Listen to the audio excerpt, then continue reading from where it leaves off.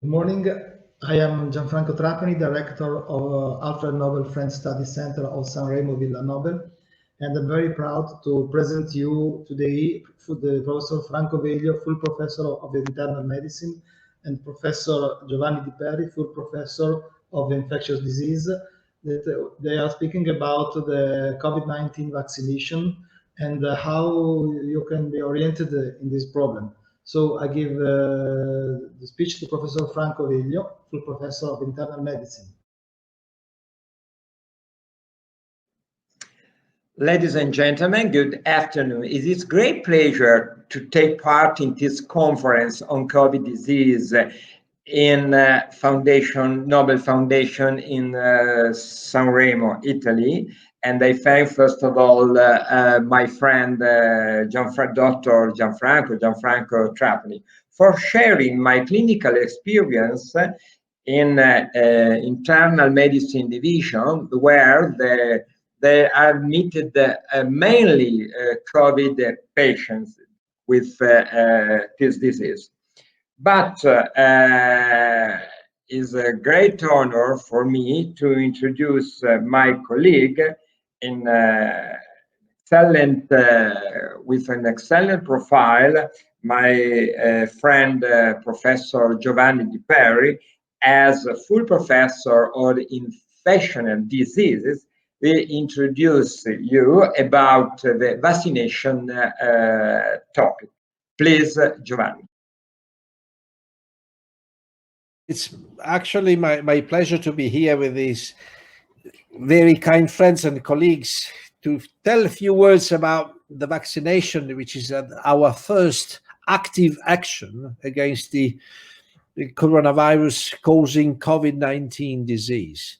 I mean, it has been a desperate year in looking after patients with COVID-19 disease and in trying to limit the spread of infection across all our age strata in our I would say quite old Italian society. You know that around 23% of Italian inhabitants are older than 65 as a consequence for an infection that does cause most of its disease in patients who are older than 60.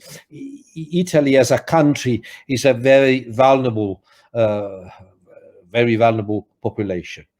I mean, following the development of the so-called mRNA platform, a series of vaccines have been developed against COVID-19, and the first one to be released in general use is the one by Pfizer, followed by the Moderna vaccine, which are made very simply on the same principles. I mean, the synthetic copy of messenger RNA coding for the so-called spike protein is put in a sort of a lipid envelope, and such a combination is able to penetrate very efficiently our muscular cells, but also fibroblasts, also dendritic cells, where the protein, the messenger RNA is translating to the protein exposed in the surface of the cell, but also released in the circulation.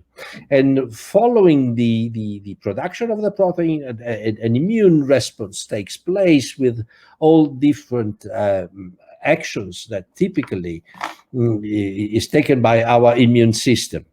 It is worth noting that the components of this vaccine are very simple, and as compared to all the vaccines in which the egg protein were present, or sometimes aluminium or other metals, this is a much simpler and much lighter structure of a vaccine. We have just a synthetic copy, a short one of messenger RNA, and some cholesterol, some sugar, some salts, and very few other components, water and some very very tiny quantities of alcoholic substances. This makes such a vaccine really easy to be tolerated and a very safe product to be distributed widely across the population.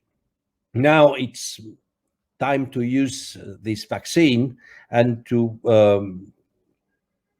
try to speed up the distribution, the administration, in order to provide the adequate protection and coverage, especially to those who are most vulnerable to the development of severe clinical forms of COVID-19.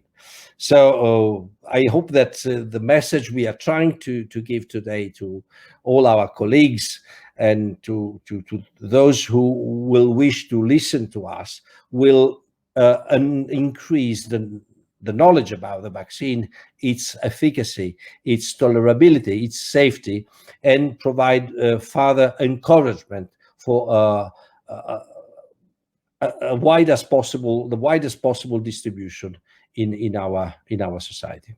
I thank you warmly for your attention. Thank you, Professor Di Perri. Thank you, Professor Veglio. It's very interesting your speech, and I believe that all the people that can hear us, they know that there is not only vaccination, but we have to fight against COVID-19 with all our daily life. Thank you very much, and thank you for the